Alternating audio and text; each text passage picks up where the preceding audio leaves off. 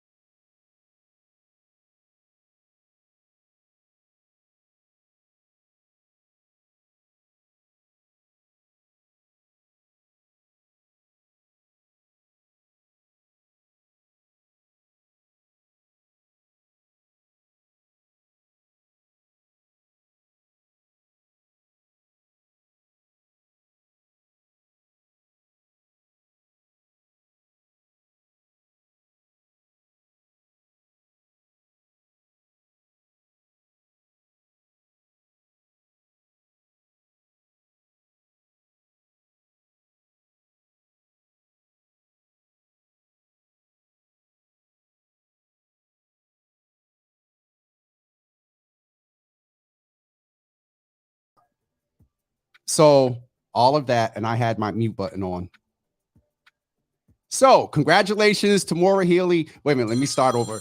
Good morning. It is Wednesday. Hold on here. Good morning. It is Wednesday, November 9th. We are back in the room. Thanks for those that reached out. Congratulations to Maura Healy. It's the day after the election day. Congratulations also to Andrea Campbell. Congratulations to Ayanna Presley as well. So that's what you all missed when my mic was off. But we have some guests that are going to come in the room. One who is not a stranger to the Java Cafe. He has been in before. Last time he was here, he did his good preaching about job equity and blue and green jobs. And so we're going to bring in our good friend and brother, Pastor Willie Broderick, to let him know. Hold on. So I should be good. I think I'm good. Okay. Thank you.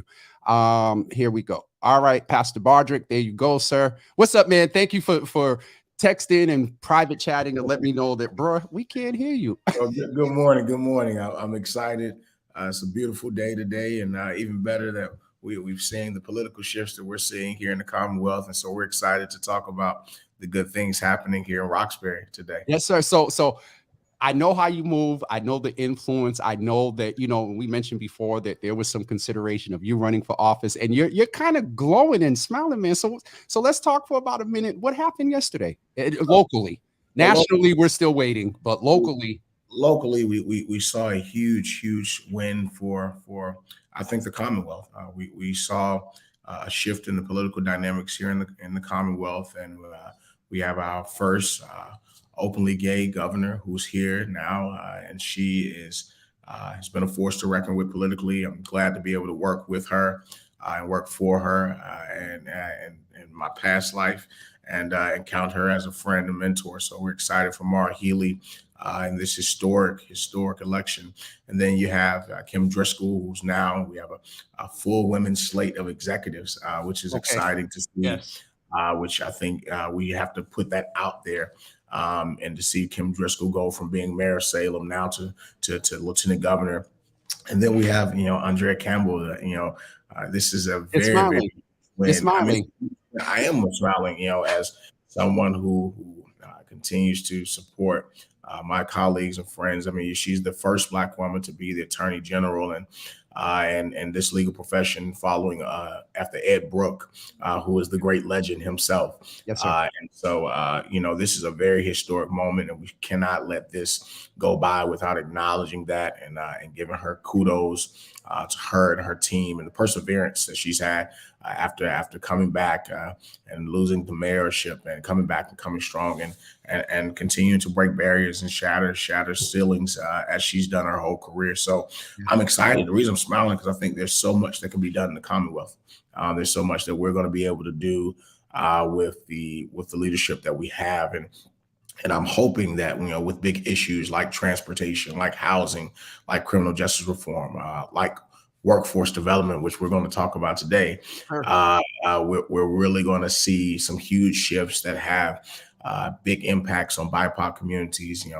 Communities like Roxbury, Dorchester, Mattapan, communities like Brockton and Springfield and Lowell and Lawrence and Fort folks all across the Commonwealth and Worcester who are being affected by these issues will be lifted. And that's my hope. And I'm praying that, here in Massachusetts, we have a lot of hope, whereas so many places across the country, they're struggling in this moment. And so this is an opportunity, and I'm smiling because the moment that we've all been asking for and waiting for is here. And so I'm hoping that we have an opportunity to seize that moment. Absolutely. One issue I want to ask you about, kind of off topic, but when you talk about big issues, you and I actively moving in a space of trying to lend some knowledge, understanding, and assistance and programming and suggestions to city officials around issues of violence.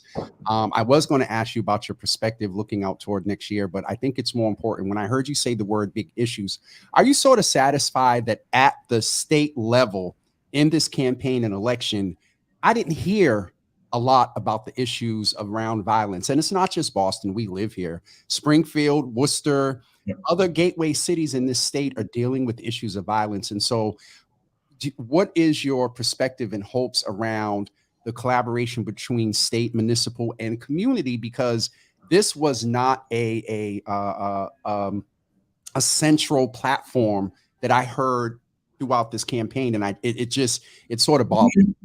Yeah. Well, am I satisfied? We can never be satisfied. First I want to just, extend my prayers and condolences to all the families. I mean, this last few weeks, there's so many folks who have lost a loved one, and in 2022 that won't transition into 2023 with them. And so I extend my prayers, my love, my condolences, and even my support to each and every one of you. But beyond that, it's up to us to continue to push our leadership. Interesting enough, this wasn't the most highly contested races that we've seen in past. And in full transparency, when races are not as contested, the issues are not as pressed, just for political expedience. But myself, folks like you, Jimmy, other folks who are your watchers and viewers, we gotta raise our voices and say, look, this is a priority. This isn't just another talking point. Children are being lost, loved ones are being lost. The access to guns are still too accessible and readily accessible. We need presence in communities. We need preventative measures. We need to be thinking critically about this from a public health perspective, but we also need to stop the bleeding right now, right? And so I think we have to have discourse and conversation. I know folks have been asking for convenings and meetings. There have been multiple meetings and convenings, and I'm hoping that we can continue to partner with our, both municipal and state leaders to have some real conversations. What I am encouraged by, Jimmy, is that I believe we can get everybody in the room. Yes, and that's been happening. It is happening slowly. What I'm talking about from federal down to city, which is something I don't think we've always been able to do. And I think coordinated efforts across both city and state and federal to be intentional about how do we address trauma, how do we address violence, how do we address prevention, how do we support families, how do we give folks opportunity. I mean, right? I always say one of the best approaches towards addressing violence is getting folks opportunity and jobs. and letting folks know that this system that has been broken for so long, we're working to fix it, and we're working to restore it, and we're making sure that they have not only hope, but they have a future as well. One of those strategies, and it's thank you. It's a good segue into, and thank you for your commentary there, because you move in multiple spaces, because we realize the intersectionality around the quality of life and root causes that lead to violence. And so one of the major things that you just mentioned is employment, and not just employment. And back in the day, the saying was, oh, well, I'm not going to work at McDonald's and all that other stuff. And so we do want to offer folks lucrative, not just jobs, but careers. And so one of the things, for those of you that may need to pop in and pop back out, take a screenshot of this. Pastor Willie, you was with us last week talking about the RoxWorks conference that's coming up tomorrow, beginning at 8 a.m. at Roxbury Community College. Take a screenshot of this, everyone. If you're watching on your computer, take your phone out and scan the QR code. Shout out to you for the technology, sir. And so tell us again, what can folks expect tomorrow? I got the wonderful pleasure of seeing the agenda and some folks that are going to be in the room. But tell us about why it's important for folks to come tomorrow, and is it too late for folks to register and attend? Okay. So first and foremost, it's never too late. Even if you pop up there day of, we are going to welcome you. That's just who we are as the American City Coalition. This is free of charge. This information is readily available to folks. So Roxbury Works is a workforce development initiative that we are launching at the American City Coalition, where I'm happy to serve as president and CEO. And what we're really trying to do is to bring untapped talent of Roxbury's hidden workers, middle skilled workers, into the talent pipeline. And we're focused on right now on three industries. We're talking about biotech and life sciences, healthcare, and green blue jobs and green blue tech. Those are the three sectors where we know that jobs are readily available right now. And the reason we built this model, Jimmy, is really because we want to focus on resident identified barriers. We want folks to have access to meaningful jobs. I mean, these are good jobs, not, like you said, the jobs that folks are trying to piece together. And we want to actually challenge employers to recruit different. We want to challenge their retention practices. We want to create in-demand pathways and really identify what's happening on the ground as it relates to social determinants to ensure that the pipelines that we create are intentional. A lot of times, workforce programs are outcome driven, but the outcome is usually ignoring the circumstances, right? And so because the outcomes ignore the circumstance, many a times people say we got jobs, but people don't want them. But it's not that people don't want them. We have not done the work to identify the barriers that they are facing. And so tomorrow we're going to be talking about that. We're going to be talking about those barriers, and we're going to be addressing what folks are dealing with in order to work to get good jobs. We're going to be addressing the training that people are getting. And we're looking at the educational assets that we have in our community. We have partners like BFIT and RCC, our partners, where we're going to be at. We have partners like LaSalle University, and we have partners like Mass Bioed, who's going to be there as well, Lab Central, Ignite, and Mass Life Sciences. So there's so many partners that we have who are going to be there to talk about that training. And here's the goal again. The goal is to engage Roxbury residents in the workforce. And what we want to do is to make sure that we're changing the narrative about our community. We have hardworking people. We have people who want to work. We have people who are able, who are competent and have the skills. And so we want to shift the perspective of Roxbury from being a deficit-based perspective to being an asset-based perspective. I mean, that's the way the employers and industry should look at us, and they should embrace our diversity and embrace the many skills that we bring into the workforce and into the community. Pastor, that, when you talk about the asset perspective, and I don't know if you had the pleasure of meeting this brother yet. And I know, again, we're in a lot of places. And so any chance that you get that you could raise this, shout out to Bonds, who's in the room. We need housing. That's the problem. How we're going to work with nowhere to go and sleep afterwards. Let's be realistic. And that's that piece I believe you talked about. So I appreciate him bringing that up. Yeah, we do. We definitely need housing, but those work part and parcel.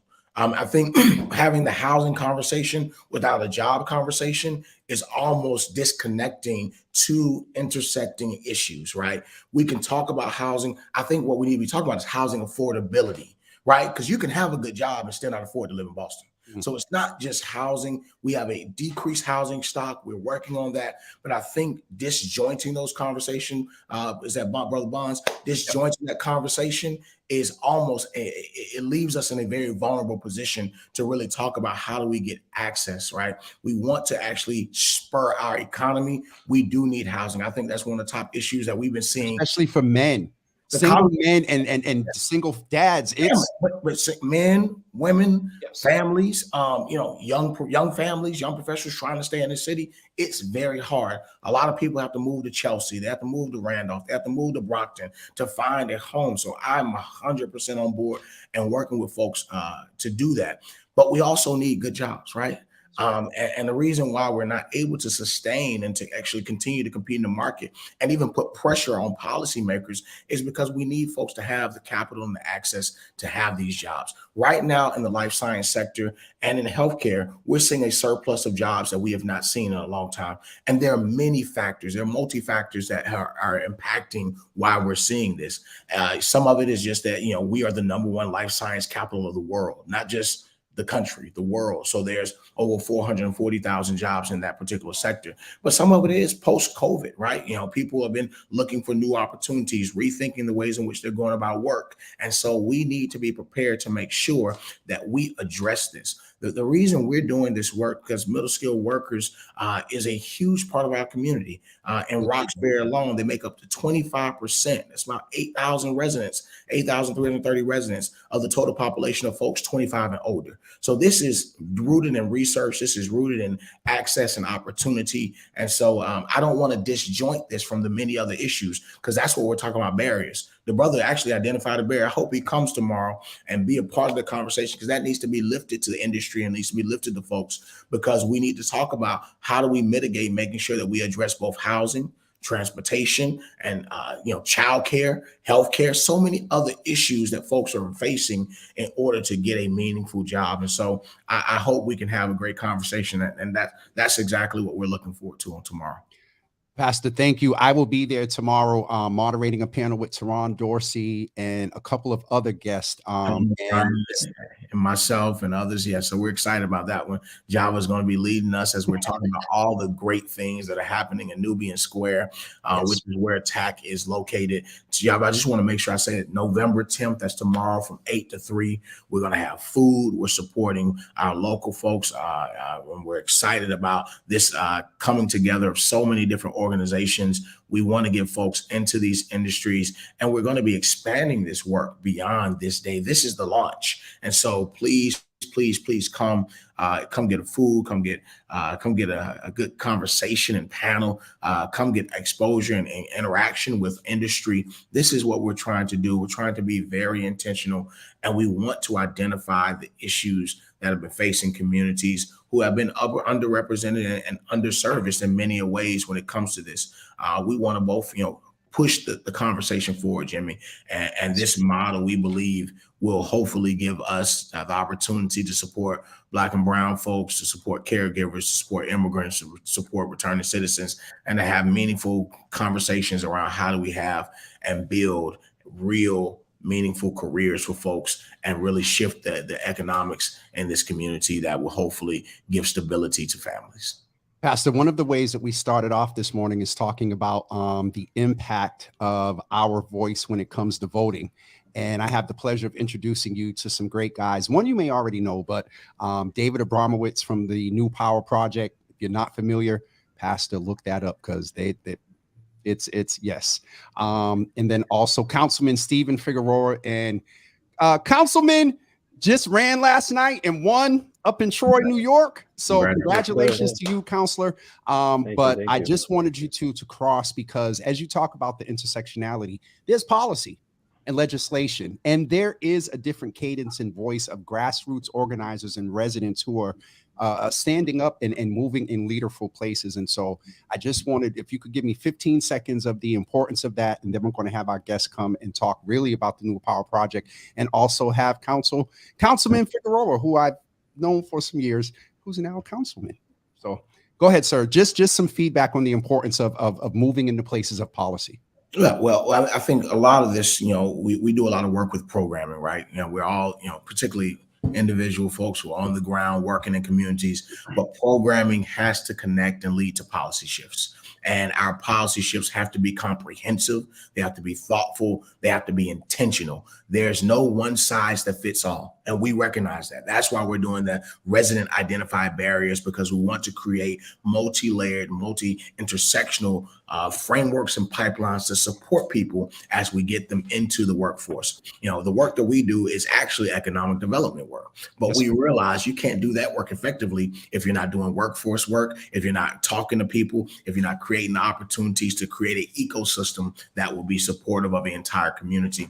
And so that comes down to policy. That's why I'm hopeful for Massachusetts, because we have some new policymakers who will be in these roles in different capacities. And we have an opportunity to do some radical, big changes in the Commonwealth of Massachusetts. And I'm looking forward to it.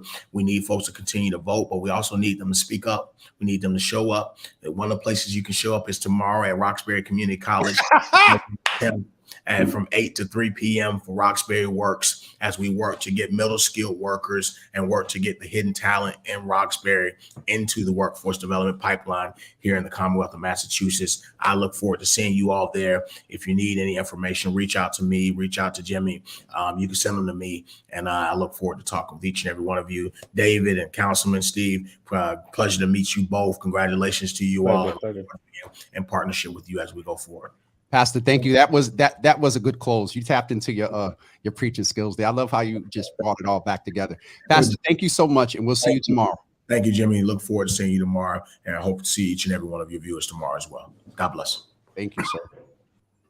That was our Pastor Willie Bardrick, and we are here to continue the conversation somewhat around, economic development, around housing, around quality of life issues. And so, David, I'll start with you.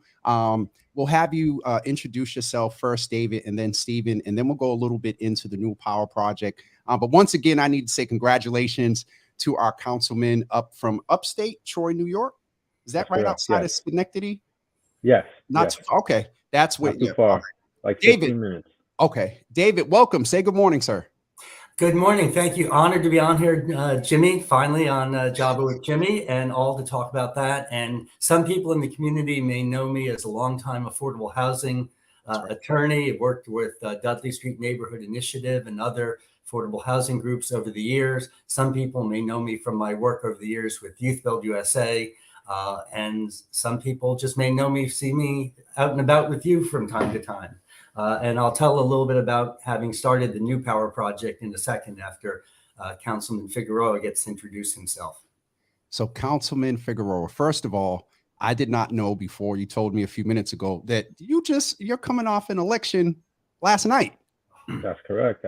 So you got tell us a little bit about yourself, and then I'll go into my political questions, and then we'll throw it back to Dave. But tell us a little bit about yourself, a little bit about your background, and then how you got to a point of making a decision to run for office.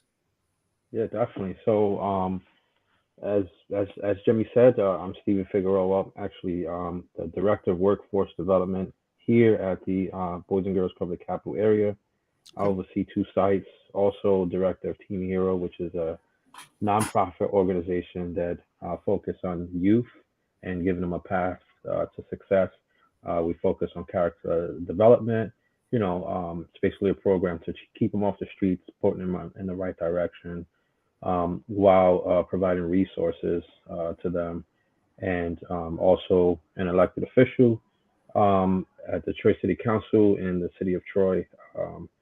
I've been basically the open door that that started me and motivated me to do this work was through the Youth Build program. That's where we met. Right. That's where we met, through the Youth Build program. It kind of when I joined the program, it really opened my eyes to see what community is about, right? And what giving back, and not only giving back, but seeing the product of the environment, right? Yes, once you put in your works into the community and seeing how impactful it shows a sense of impact in the community. And I think that was one of my things that really sparked my soul. And and to work with young people and really allow me to love what I do today. And it's working with young people. So like I said before, a little bit of what I do, I work with young people and making sure they come into my program. We work on resume writing. We do job skills development, financial literacy. So we help them get all the tools they need before they enter the workforce, as well as building connections.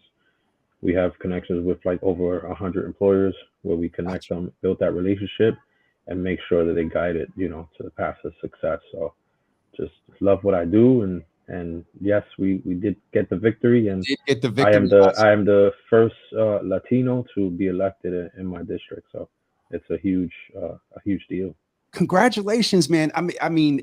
We'll I'll text you and we can sidebar and just catch up. Yeah. David, Stephen talked about working with young people, and I heard mentoring in there, and I heard a level of guidance.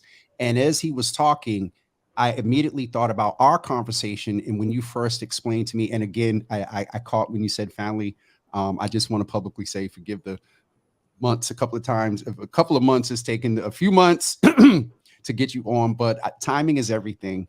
And when I was thinking about a post-election show, I'm like, I think this would be good because I'm hearing locally in Boston and the state, a lot of folks are getting ready to run. So all of that to say that, tell us about the New Power Project. You can maybe tell us a little bit about your career. You mentioned a little bit of it, but what got you to the point to do with folks like Stephen, some other folks that we know here, Andrea Campbell, John Santiago? What got you to the point, sir, to where you wanted to organize around this perception, and you can explain it, of new power? Sure. Well, Jimmy, today is a perfect day to be talking about new power because it is. There's been a focus on the national election, what's happening all over the statewide elections. It shocks people to learn there are 100,000 or more elections every year in this country. And most of our conversation in public is about a couple hundred seats in Congress, statewide elections. And yet the people who make the difference are like Councilman Figueroa, where the issues of all the systems we talked about that are broken, that need fixing, that impact people's daily lives are really decided. And whether that's policing and safety, whether it's the affordable housing issue, whether it's job opportunities, whether it's healthcare, school boards, things like that at the local level. So just to set the stage, so New Power is the only national organization that focuses on recruiting and supporting people who've grown up experiencing poverty, who are considering running for local and district elected office. So we focus on people who come from a background where they understand what's going on in their community. They've experienced it firsthand. They've maybe even had some setbacks because of it and overcome it. And folks like Stephen are, in fact, the inspiration to me when I was sitting around in the summer after George Floyd's murder and seeing what people were out marching about.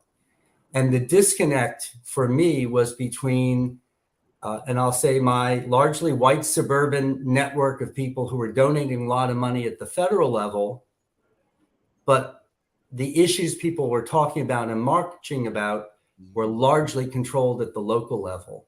And so I started looking around myself. I said, well, there must be some organization out there that's focusing on those local elections, on who should be sitting in the seats of power, who are the right people.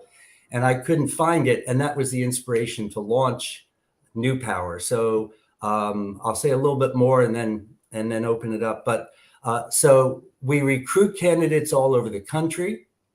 We are looking. This is a national movement. This is a national movement. We support them in a lot of different ways. Some of it's fundraising, but some of it's connecting people with a campaign advisor, an experienced campaign advisor.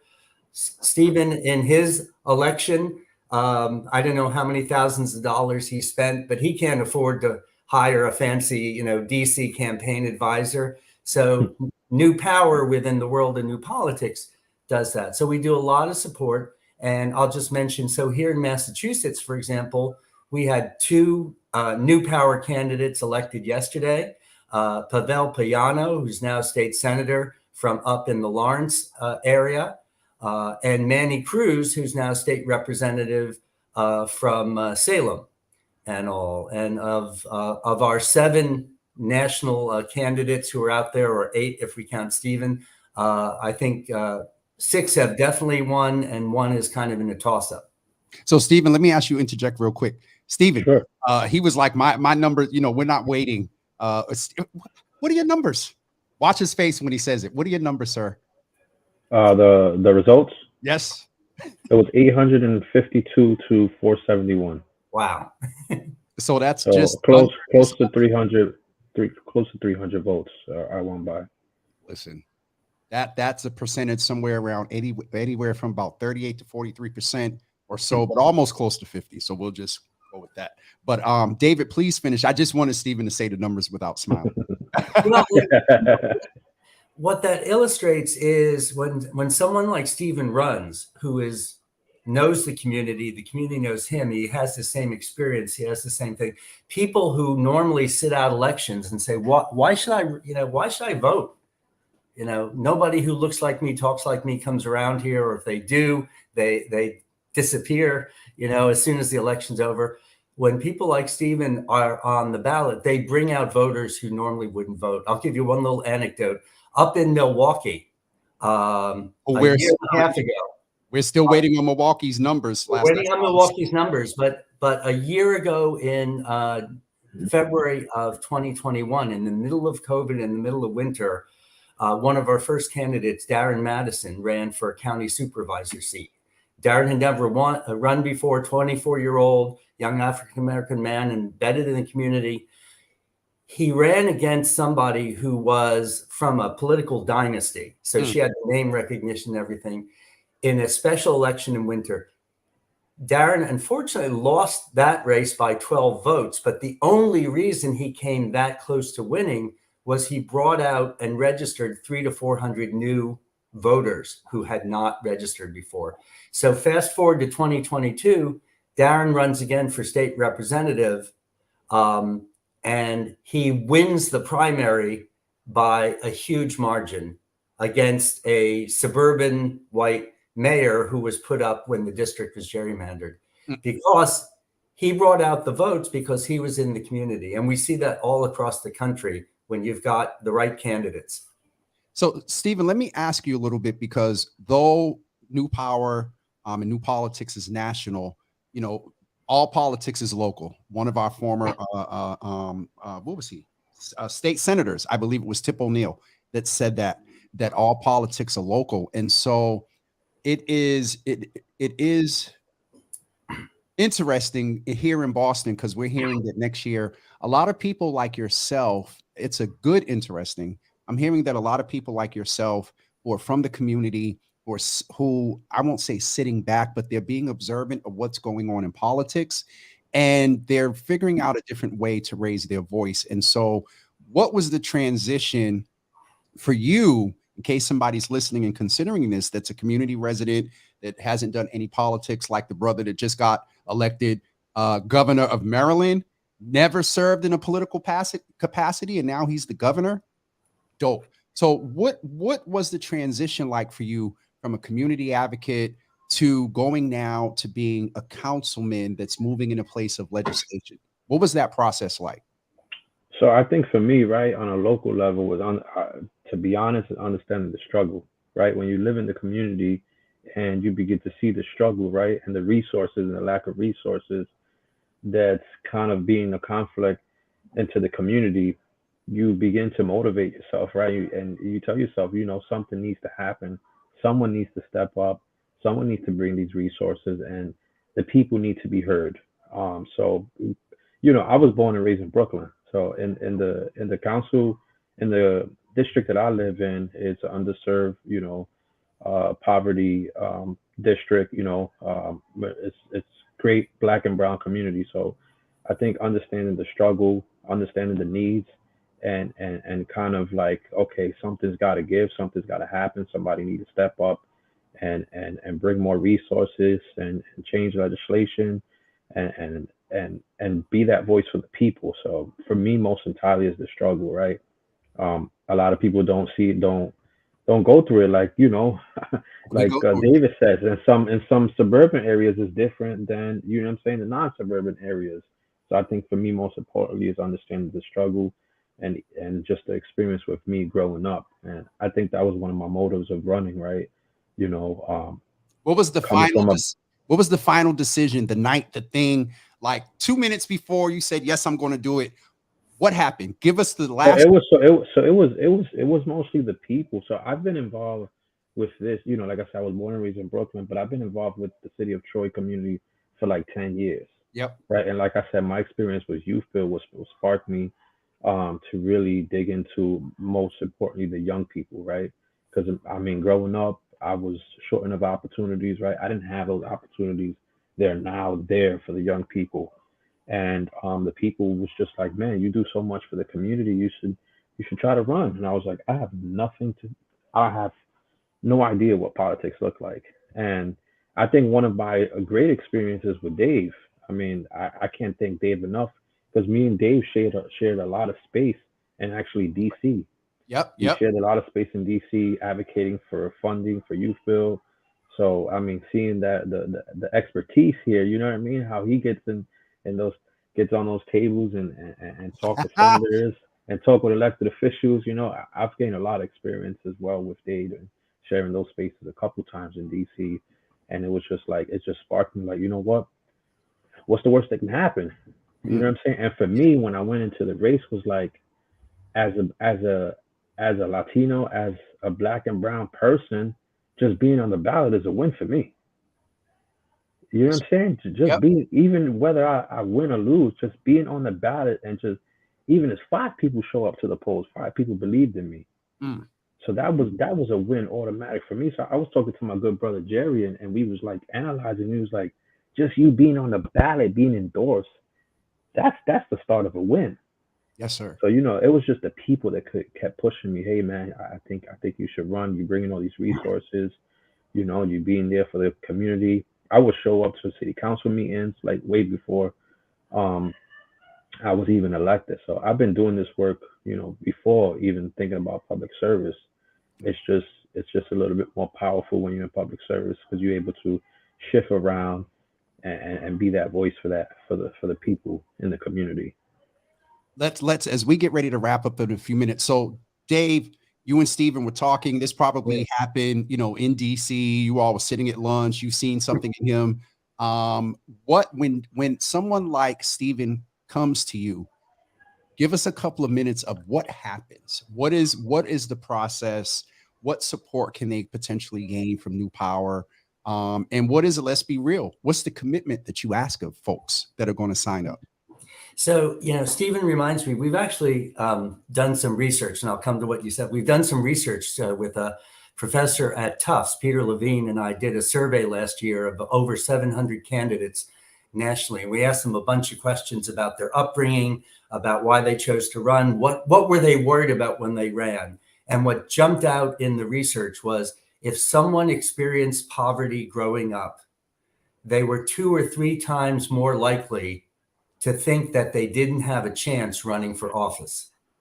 And it didn't matter however far they had gone from that in their career. They could have a PhD, they could have a law degree, they could be wealthy, but that experience implanted a lifelong inner voice that said, gee, maybe I shouldn't be doing this and all. So New Power exists to try to find people who should be running, who could be running, who need that. And the support we give is multiple. So first of all, there is no central registry out there in the country of people in community who, have grown up experiencing poverty, are servants in their community, are ready to run. So we have to look through networks: Opportunity Youth United, the Youth Build Network, AmeriCorps networks, Year Up, other organizations like that. We talk in states, we talk to groups like Black Voters Matter in Mississippi, or Mi Familia Vota in multiple states among the Latino community.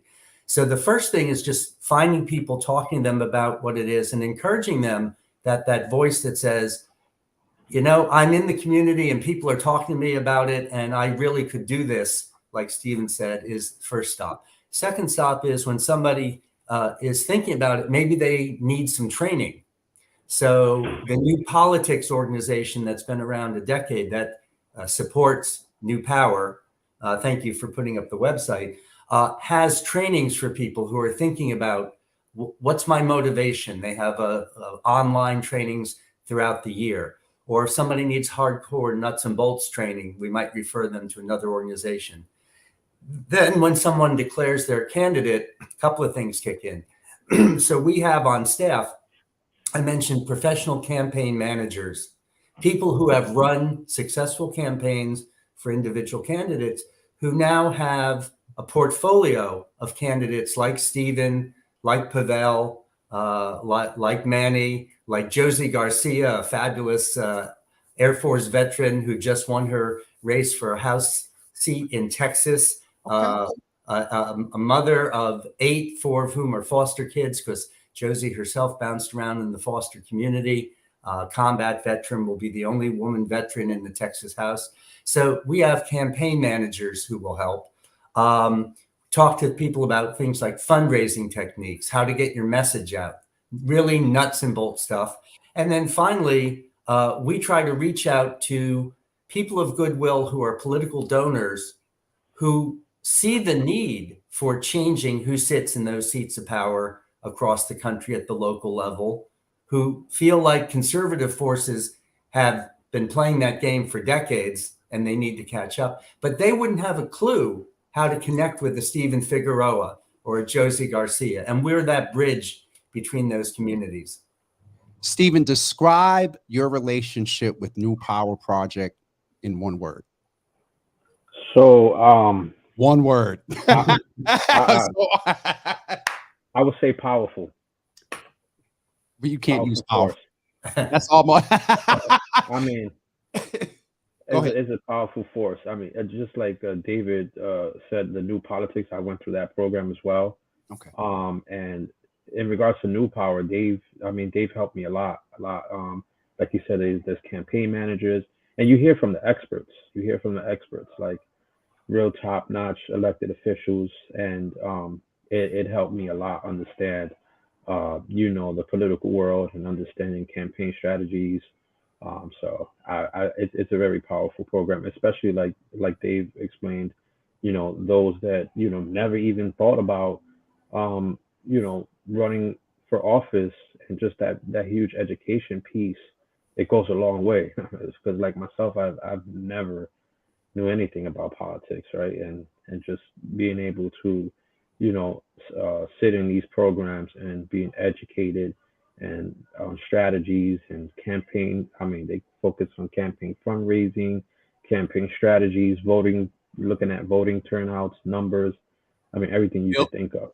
Building your universe, as they say, building your universe. And now that he's a veteran, we'll be calling on him to mentor the next person. And I wanted to mention, I am, as we wrap up, I am obviously not the face of the community we're trying to reach. So one of the first things I did when we thought about New Power was reach out to people I know who were grounded much more in the community. So one of our first advisors was Andrea Campbell, our brand new elected Attorney General here, an old friend, Gus Newport, who used to run the Dudley Street Neighborhood Initiative, and a dozen other folks that people will see on the website, because New Power needs to be grounded in the experience of people who come from community, who are in community and understand it. So now we have a whole new crop of electeds like Stephen. We'll be engaging them as we build this out across the country. Absolutely. Dave, this is definitely something that is so needed. And we've talked about this like for years, while being at Youth Build and after, and then, with the platform as well. And so this won't be the first and last of coming into the space. And if there are some candidates, that we need to chat with, and one of the things that we need to tell candidates, when you all make your marketing budgets, put an intentional line item in there for Black and Brown community-based media, because it's not this, in this particular case, but it's and Dave, if you could pass this on in the circles which you travel, which are very helpful, I believe that along with the candidates, there needs to be some intentionality around these community voices that aren't legacy media, because a lot of the traditional candidates make these big purchases on legacy media versus on community spaces like that. So I just wanted to mention that. But I really wanted to thank both of you for coming. Stephen, you were such an inspiration from seeing you as an alumni of Youth Build to now running, you know, and winning. Almost, you know, we'll go with anywhere from 38 to 39 to 46%. I don't know the math exactly. But congratulations to you. And Dave, maybe just a couple of years my senior, but I want to say I'm very, very proud of you, because to see that advocacy go from, you know, with the organization that moved and carried this line item for a Department of Labor, you know, sort of initiative, to see now this morphing, take that experience and you're morphing into a national impact on legacy at every level, municipal, county, state, federal, sir. So applaud and salute to you as well. Thank both of you for coming in this afternoon. Dave, I'll be in touch. I'm sure somewhere between Twitter and Facebook, folks are going to watch and sneak and hey, can you send me that information? Because I'm thinking about running. And so I'll be glad to get those folks your way, sir. Stephen, any last words? Or I'll actually ask you, speak, give me, and I'm going to challenge you as a politician. Give me 1 minute. If you were speaking to someone that used to be in the life, and you know what I mean, street pharmacology, can pop off a burner in a minute, and they have turned their life around and know it, what is it that you would say to that man or woman about raising their voice as a politician? Nothing is impossible. You know what I mean? We all go through adversity. We all go through struggles, right? And I think through those experiences allow us to grow and be the person that we can be, right? You know, and they say if you want to make a community a better place, right, look at yourself first and then make a change, right? And I think through our experiences that we go through, right, it's what changes us and what motivate us to want to make a change in our community. So no matter what obstacles, no matter what adversity, you can get it done. You can be the difference in your community. All right, that in this segment we'll end right there. David, thank you. Steve, and before we end, thank you for allowing me to share the space with you, David, especially David, for believing in me and always mentoring me in this process, because it was not an easy process, but I appreciate the opportunity to be able to share this space and to talk to the people here today. Appreciate it. Fantastic what you've done, Stephen. Thank you all so much. I'll be in touch with both of you. All right. Thank you. Sir. It was definitely awesome having David and Stephen in the room. Oh, man, I'm so proud of him. I met him, I want to say 2017, 18 at the National Grantee Orientation. So I used to work for Youth Build USA. That's where I got my event management skills and some technical skills. And actually, I'm coming up on an anniversary of where I left Youth Build. We'll talk about that tomorrow. So a couple of things now that our guests have shared their information. I'm actually texting someone right now. Teresa, thank you for your question. So I will share what's like public. I'm not necessarily in close contact with the family. A lot of people, someone just texted me this morning and they're an industry person and said, hey, I'm seeing the post about Uncle JG. If you all remember, a few Fridays ago, we were going to meet back at Franklin Park for prayer. I was, I believe, out of town, and folks were hitting me saying, hey, there's nobody there. And so I hit Uncle JG up. And when he picked up the phone, I could hear he wasn't feeling well. He was like, hey, you know, he had made the same description that he put in a post about 6 or 7 days ago that said COVID protocols. And so that's all that I know. And the other thing that I know, that there's power in prayer. And so that has been the number one ask of friends, I believe family, those that know him and love him. And so, Miss Teresa, to answer your question, the update is we got to keep praying and believing for this brother. I believe that Wednesday nights is the night that Uncle JG does the comedy show at Slade's.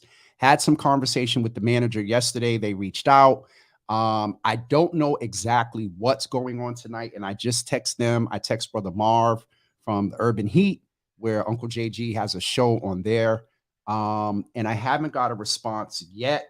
One, because they probably, hold up late night, especially the manager at Slade's.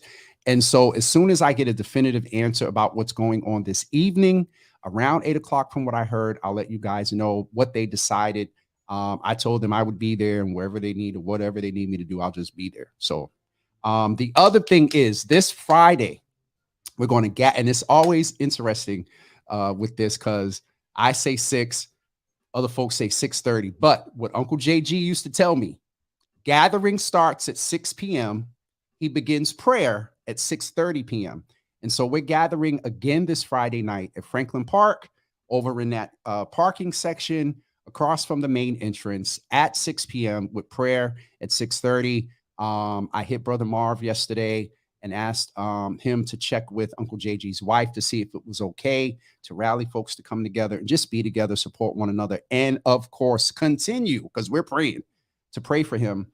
And so that's taking place this Friday at 6. And yeah, I'll let y'all know about tonight. But if and when any asks go out, ask ASKS with a line through it. This is just James. Ain't nobody said nothing.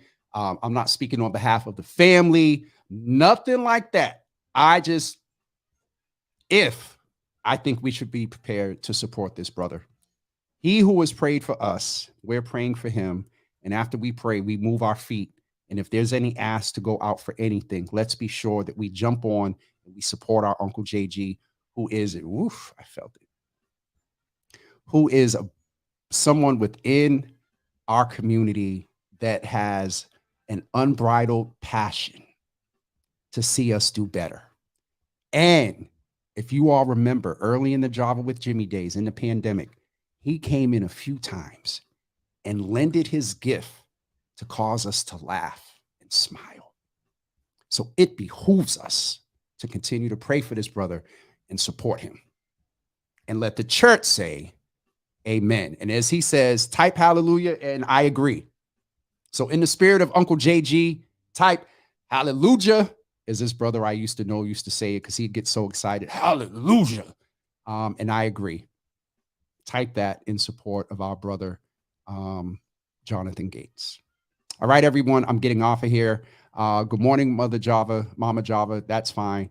Thank you all for staying in that stayed. We've been going a little long this week. We will be back tomorrow for Thankful Thursdays to wrap up the week. And again, keep Uncle JG in prayer. I'll let you guys know what's going on tonight.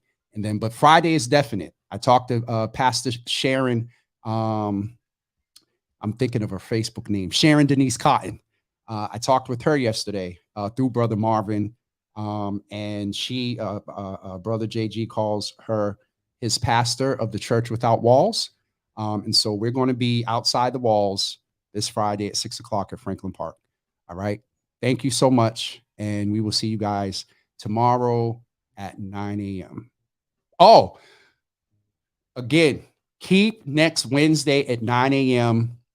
Right now, I'm going to say viewing. I will know some capacity questions tomorrow. There may be an opportunity to come and be part of a live audience Java Cafe. We'll let you know the details as soon as I can get some of this space capacity answers to know how we're going to arrange guests and dignitaries and all that other stuff. All right. So we'll see you guys tomorrow at 9 a.m. Thank you all for the agreement and standing in agreement. Definitely keep Brother Jonathan Gates in prayer. Also keep Mother Miles in prayer as well. And I saw Auntie Java put something up about prayer. Hold on. Auntie Java said, praying for Hilton Wilkins families as they send their loved one gunned down in his barbershop. Case is under investigation. Private service. Please, if someone saw or knows something, say something. I talked about that the other day, Auntie. That's a whole nother, y'all don't want me on here for another 20 minutes. So I'm going to get ready to go. Sharon Cornelius before I get in trouble. I didn't get to say hello to everyone this morning. Eliza, good to see you in the room. Nicole, good to see you. Nicole, you asked something. post on the or if you're still on, I think I remember seeing a post from you with the question. But let me know what that question is. All right, folks, I am off of here, and we'll see you tomorrow morning at 9 a.m. Have a great day, everybody. And again, thank you all for being here today. Peace.